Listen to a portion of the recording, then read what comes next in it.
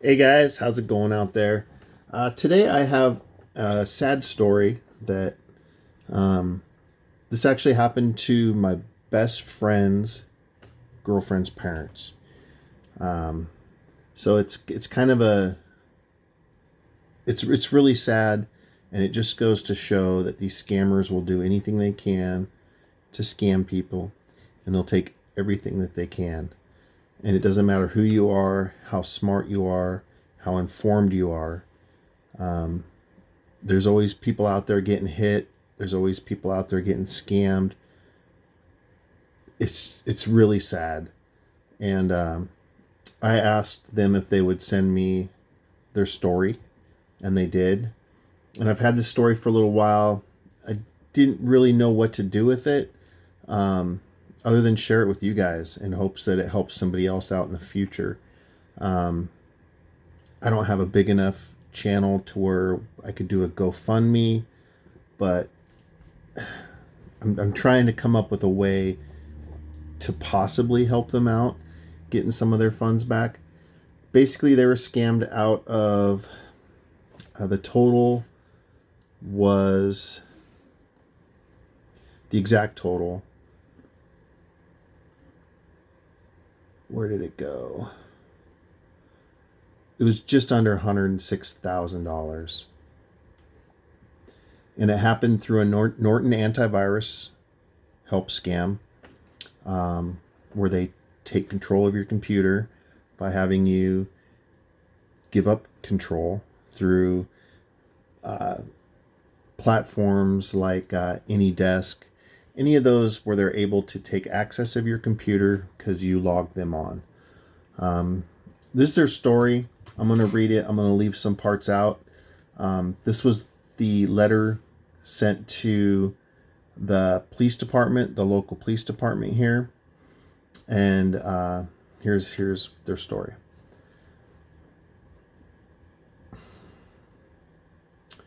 On 8/11/2020, an email was received from Norton Antivirus Help. It stated that money would be deducted on 8/13 if a dispute call was not received within 24 hours. So I called the number provided on 8/12. A man named Jim answered my call, and I told him I was disputing the charge. He said that he would connect me to the billing department and they would be able to help provide a credit. I then spoke with Harry Gray, and he said he was sorry for the error and that he would help the process and immediate credit back. He then gave me a link address to Google Forms refund forms and had me complete while he was on the phone. After I hit the submit, my computer screen went to black DOS looking format, and it showed all of my information with a line that said refund amount, and then instructed me to type in the amount of $280. And after I did that, it stated to scroll down with repeated entries ending in the amount 82,800 showing. My laptop is now locked so that I cannot enter or move a mouse or view anything, so the screenshot was all I could do. Harry Gray then went into a tizzy and said that I would be facing fraud charges if this money was not returned to his partner's account that have invested with him. He then said he would call me back. Not to worry, he will help me get this done and to trust him. He still had control of my laptop and proceeded to show me a copy of an online Bank of America account that reflected a deposit into Business Advantage checking account of $82,800. I asked Harry to do a reverse on the screen like he had stated as he has started. Let me repeat that. I asked Harry to do a reverse on the screen like he had started as a refund, but he said he couldn't because it was an immediate credit and that he would need to do a wire transfer to get that back to his investors. He then had control of my laptop to print out the investor's wire information. Harry then called a certain number while they were were at the bank on 8/13 to wire back the money that if we tried to get back onto the computer, that would automatically repeat the same action again, resulting in a double post. So basically, if they did this on the computer, it would show a double post. So they had to do a wire transfer, is what he told them. When he returned home from the bank, the wire document in hand, he told me to place the document on the printer, and he scanned copies using our laptop. So he still had complete lockdown from my end. I still could not access anything on the laptop.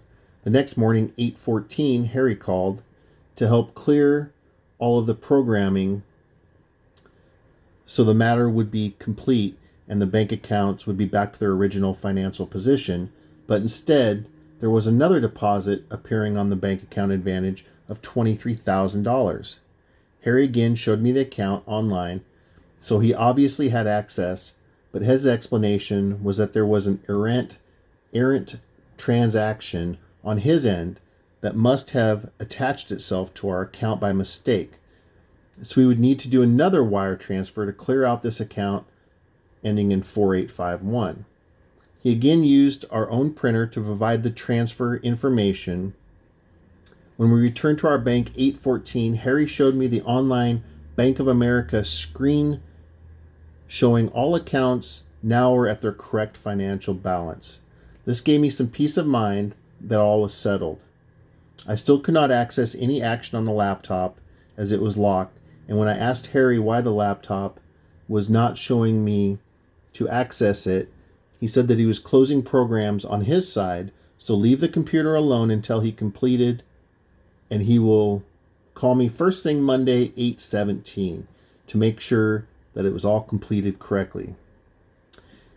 We had an out-of-town event to attend that weekend and didn't return until Sunday night, and the laptop was still locked.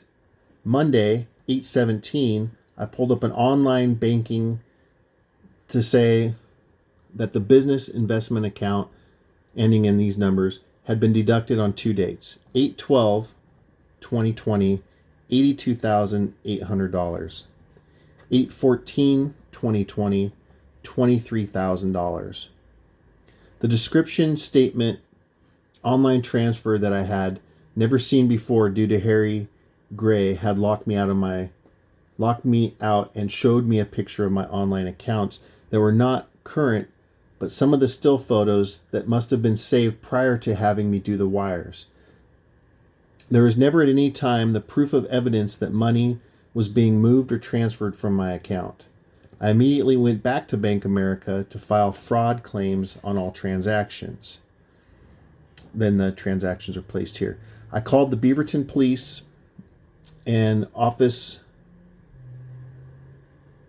Johnny Stiles took a criminal report.